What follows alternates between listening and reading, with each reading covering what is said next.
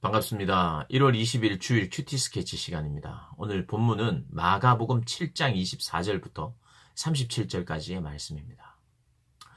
오늘 예수님께서는 24절에 예수께서 일어나서 거기를 떠나 두로 지방으로 가서 한 집에 들어가 아무도 모르게 하시려 하나.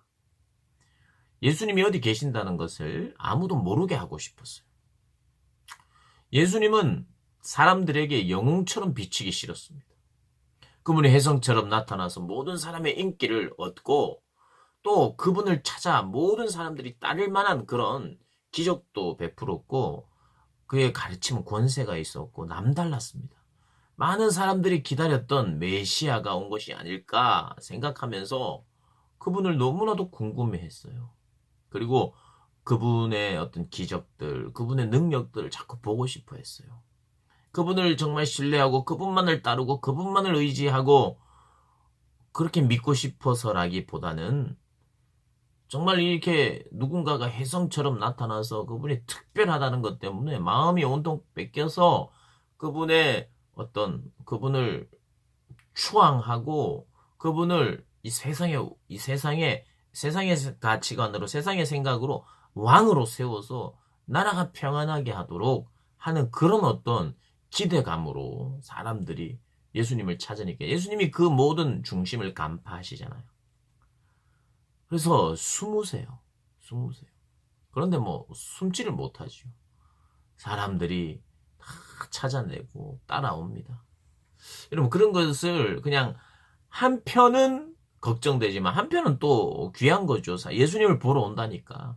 한편 이게 예수님의 가르침과 그것을 듣기 위해서 오는 것도 좋지만 예수님의 모습을 보고 자기가 원하는 예수를 만들어가는 이게 문제입니다. 그래서 예수님은 영웅이 되기 싫었어요. 그리고 대접받기 위하여 나를 왕으로 세워라 하기 위해서 오신 게 아니에요. 물론 그분은 대접받으셔야 되는 분이고 경배받으셔야 되는 분입니다만은 그분은 이 땅에 오신 이유가 종으로 섬기러 오셨고 내어주러 오셨어요. 좋은 것을 주러 오셨단 말이에요. 그래서 주님은 기적을 베푸셨어요. 병을 고쳐주셨어요. 주러 오셨어요. 주시러. 근데 오늘 수로보니게 여인, 이 수로보니게 족속의 어떤 여인과의 대화를 보면 너한테는 줄 수 없다. 이런 내용이 나오고 있어요. 너한테는 줄 수 없다. 너는 이방인이 아니냐. 유대인들의 표현으로는 넌 이방인이고 너는 개가 아니냐. 그렇게 개처럼 취급을 했거든요. 이방인을. 예수님이 그런 말을 하는 거예요. 그러니까 이게 참 우리가 성경을 읽는 우리로서는 어떤 면에서 주님이 너무 모욕적인 어떻게 주님이 이런 말씀을 하실까. 장녀들을 가서 도둑여 주셨고 세리와 죄인들을 받아주시는 그 예수님이 어찌 내 딸을 고쳐주십시오 하면서 오늘 보면 25절에 그 발 앞에 엎드렸대요. 그 발 아래 엎드려서 그에게는 어떤 소문을 들었지만 믿음이 있었어요. 이분이 우리의 딸을 고쳐주실 수 있는 분 아닌가. 이분이 메시아가 아닌가. 마태복음은요. 이런 말을 하면서 예수님 앞에 엎드렸다 그랬어요. 이제 수로보니게 여인에 대한 게 마태복음에도 나오거든요. 마태복음에는 다윗의 자손 예수요. 다윗의 자손이라고 이야기했어요. 이것은요. 놀라운 지식입니다. 그에게 믿음이 있었어요. 다윗의 자손으로 오실 분. 진정한 메시아라는 거예요. 그 메시아는 아마도 그는 믿었어요. 메시아에 대해서. 메시아는 이 유대 땅을 위한 메시아이기도 하지만 온 세상을 위한 메시아라고 하는 것에 대한 믿음을 가지고 이방인에게도 은혜를 베푸실 분 아닌가라는 그런 믿음을 가지고 왔어요. 딸을 사랑하는 마음으로 귀신 들려서 고통당하고 있으니 와서 그 발 아래 엎드렸다는 것은 그런 믿음을 가졌다는 거예요. 그리고 오늘 본문에는 표현되어 있지 않지만 동일한 내용을 담고 있는 마태복음에는 다윗의 자손이시여. 그의 믿음이 있어요. 믿음의 고백으로 그 발 앞에 엎드렸어요. 그런데 예수님이 자녀로 먼저 배불리 먹게 할지니 자녀의 떡을 취하여 개들에게 던짐이 마땅치 않다. 참 어떤 면에서는 모욕적인 언사 같습니다. 그런데 여자가 이런 대답을 합니다. 그에게 믿음이 있었어요. 믿음이 있어서 찾아왔는데 고쳐주십시오 했는데 예수님이 그 믿음을 떨어뜨릴 만한 말씀을 하세요.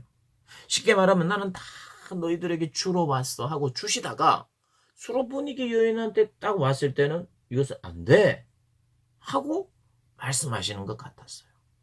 그러자 여인이 맞습니다. 저는 받을 자격이 없습니다. 유대인의 구원이 먼저입니다. 뭐 그런 유대인의 구원이 먼저인 줄 제가 압니다. 그러나 주인의 상에서 떨어지는 부스러기든 개가 먹듯이 그 부스러기에 은혜 주셔서 우리 딸을 고쳐주십시오. 이렇게 이야기를 하는 거예요. 그 예수님이 이렇게 이야기하십니다. 그 이야기를 듣고 이르시되 이 말을 하였으니 네가 그런 말을 하였으니 이 말은 무슨 말이냐? 너에게 그런 믿음이 있으니 그 믿음은 참되도다. 맞다. 내가 그 일을 위하여 왔다. 사실은 이방 전도에 완전히 문이 열린 것은요. 사도 바울로 말미암아 완전히 문이 열렸어요. 베드로를 통해서 고넬료 집안에 전도하기도 했지만 그건 완전히 열리지 않았어요. 그때부터 조금씩 시각이 바뀌었어요. 예수님의 때도 마찬가지입니다. 이때 잠깐 이방인을 상대하여 기적을 베풀고 은혜를 베풀었지 진짜 본격적인 이방 선교는 나중에 사도 바울을 통해서 일어났어요. 그런데도 불구하고 예수님은 이때부터 유대인을 위해서만 오신 분이 아니라 이미 온 세계와 열방을 위하여 오신 분이신 것을 말하는 거예요. 아직 완전한 때는 이르지 않았지만 먼저 그런 은혜의 때를 허락하시는 거예요. 이걸 조금 신학적인 용어로 선취적 역사라고 합니다. 선취. 먼저 아직 때는 아니지만 상징적으로 먼저 그런 일들을 베풀어 주심으로 말미암아 나중에 일어날 일들을 힌트를 주는 거예요. 뭐 어찌 되었든 그 여인의 믿음을 끌어내고 그 믿음의 고백을 듣고 그 믿음의 고백을 하게 하기 위해서 주님은 그런 어쩌면 모욕적인 언사 같은 어쩌면 그 시대의 유대인들이 했던 말을 그대로 하시는 것을 볼 수가 있습니다. 참 어떻게 보면 예수님 왜 이런 상황을 허락하셨는지 우리가 생각할 수 있지만 우리의 삶 속에서도 이런 일들이 있을 수 있어요. 때때로는 하나님이 좋은 거 늘 주시기를 원하시는데 그 좋은 것을 덮어놓고 안 주겠다고 하실 것 같은 때가 있는 거예요. 참 이상하죠. 그런데 이 여인은요. 발 아래 엎드릴 때부터 신뢰했어요. 그런데 이런 모욕적인 언사를 듣고도 신뢰해요. 28절에 주여, 주여, 주여. 더 신뢰하는 이 표현입니다. 주여, 주인이시여, 퀴리오스. 그 정말 신뢰의 표현인 거예요.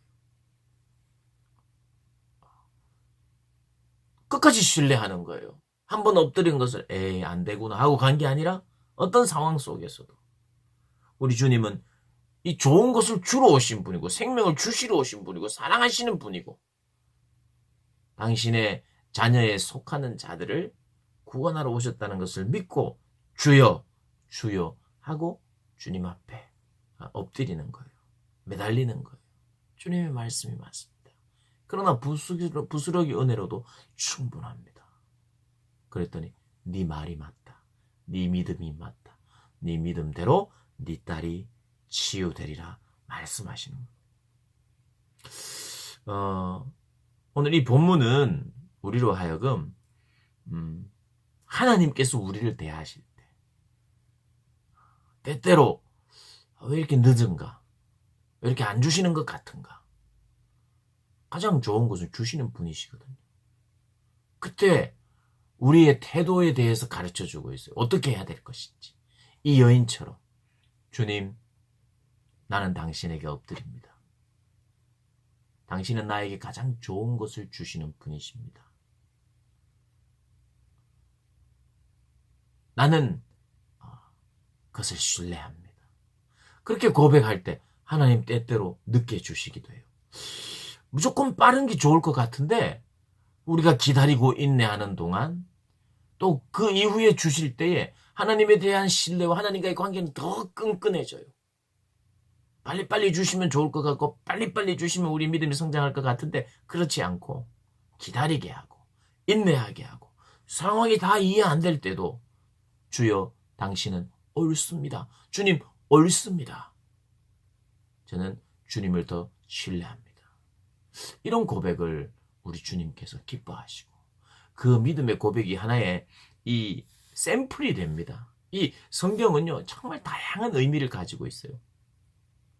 이 여인의 이 믿음 때문에 구원을 받기도 하고 일도 있었고 또 이러한 역사는 앞으로 이루어질 것에 대한 어떤 선취되는 어떤 문을 열어주는 복선 같은 그런 것이기도 하고 우리의 지금 현 삶에 어쩌면 굉장히 모순 같지만 결국 아름다운 선으로 마무리가 되는 이런 것들을 보면서 정말 다양한 경험 그러나 하나의 중요한 하나님의 방법 하나님의 사랑 이런 것들을 우리가 보게 된다는 거 기억하면서 스로보니게 여인을 향하여 말씀하셨던 주님이 나에게도 말씀하시고 또 내가 내 삶 속에 잘 이렇게 이해가 안 되고 좀 어쩌면 이런 인내가 필요할 그때도 주여 옳소이다마는